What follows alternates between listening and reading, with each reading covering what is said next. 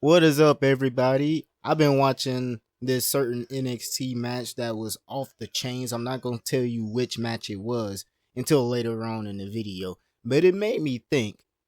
I've been doing top 10 matches from certain events like SummerSlam, Survivor Series, even WrestleMania, but I've never done an NXT event, which is crazy. So I'm going to do top 10 NXT takeover matches in my opinion.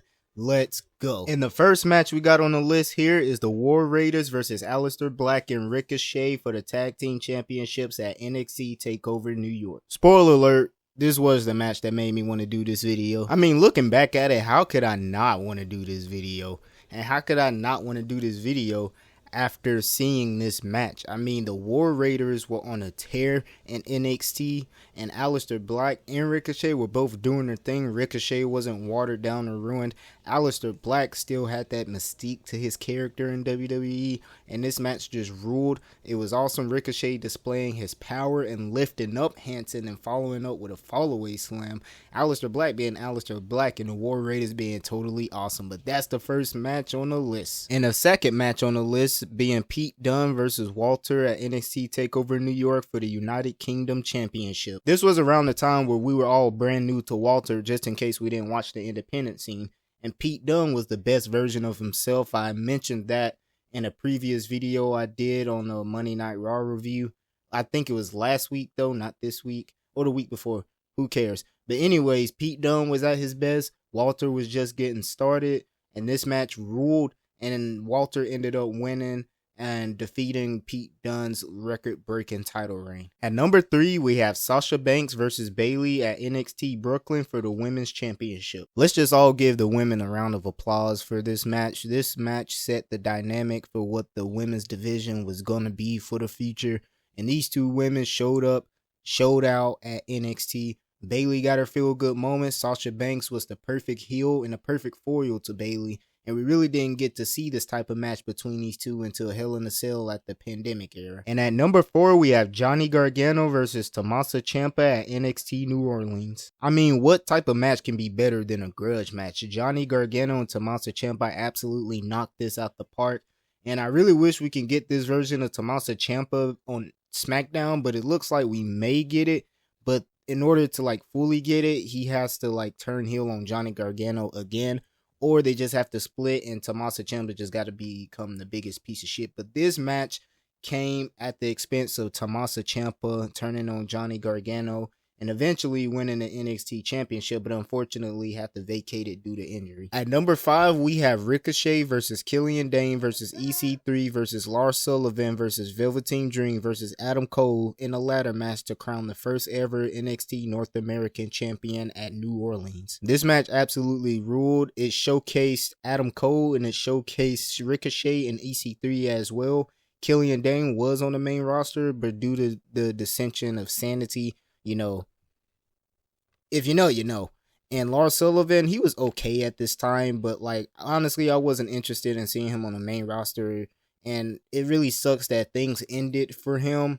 Not so much that it ended for him, is mostly how it ended. And Velveteen Dream was still relatively new. And me personally, I wanted Ricochet to win this one, but I was mainly okay with Adam Cole winning. It was the perfect thing. I mean, Ricochet ended up winning the title eventually. At number 6, we have Ricochet versus Adam Cole, baby, for the NXT North American Championship at NXT TakeOver Brooklyn 4. One thing that mainly stands out in this match to me is the spot where Ricochet tried to do a springboard moonsault, but Adam Cole super kicked him and hit him with his variation of a neck breaker. And people say that this should have been an ending to this match, but in all honesty, Ricochet had to get his crowning moment, which was pretty good. At number 7, we have Keith Lee versus Dominik Dijakovic for the North American Championship at NXT TakeOver Portland. Why can't we ever get this version of Dominik Dijakovic in WWE? Why did they have to resort him to being T-Bar of all things? That was so terrible. And for the fact that he had to act like he liked the gimmick for a while until he was no longer under contract,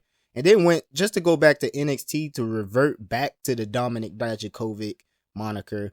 But this match absolutely ruled, and Keith Lee is the perfect big man, and Dominik Dijakovic was his perfect foil, and this match was just two big guys slapping meat. And at number 8, we have Aleister Black versus Adam Cole, baby, in an Extreme Rules match at NXT TakeOver Philadelphia. There's not really much I can say about this match other than you need to see it. It's pretty damn good. Triple H knows how to cook. And at number 9, we have Sami Zayn versus Shinsuke Nakamura at NXT TakeOver Dallas. Sami Zayn has always been the heart and soul of NXT, and to this day, I really still think he is. I mean, you can argue that Johnny Gargano took that moniker, but to me, it will always be Sami Zayn, and this was around the time he was moving up to the main roster. I mean, he'd already had a WrestleMania match by this point, but it had to happen. And Sami Zayn was headed to the main roster, so everyone was feeling sad. And Shinsuke Nakamura was the hottest signed agent and went straight to NXT. And this match, it went on for quite some time, but it ruled. It was awesome, and I'd watch it again. To be honest, since we're talking about NXT TakeOver, I honestly found it very, very difficult to just include 10 matches. But I did want to include an honorable mention just because how good NXT is in their matches. So my honorable mention would be Pete Dunne versus Tyler Bate for the NXT United Kingdom Championship at NXT TakeOver Chicago. And at number 10, we have Johnny Gargano versus Adam Cole, baby, in a 2 out of 3 falls match for the NXT Championship at NXT TakeOver Toronto. A lot of people say this is their favorite match, and to a certain extent, I could really see why. I mean, they really went all out. I mean, if you want anyone to put on a long Iron Man type of match, you can count on Johnny Gargano, and Adam Cole is a really great wrestler himself. So, in all honesty, if you think if any match from this list is one of your favorites, I could see that. If it's a match that I didn't name, trust me, I still could see it. I struggled with choosing which matches I wanted to put on the list, but I just narrowed it down to which ones I enjoyed the most. Like, there's names that I really didn't even name on here. Well, not names, but like matches like Velveteen Dream versus who was that guy? Cassius Ohno, a Velveteen Dream versus Matt Riddle.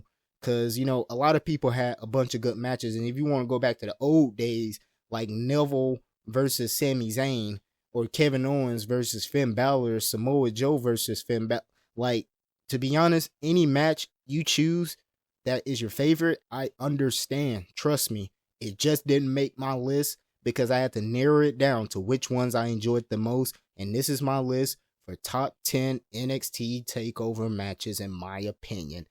Yee. I need your love right now, yo. This shit just sucks right now, yo. Get me a little drunk right now, yo. Let's have a little fun.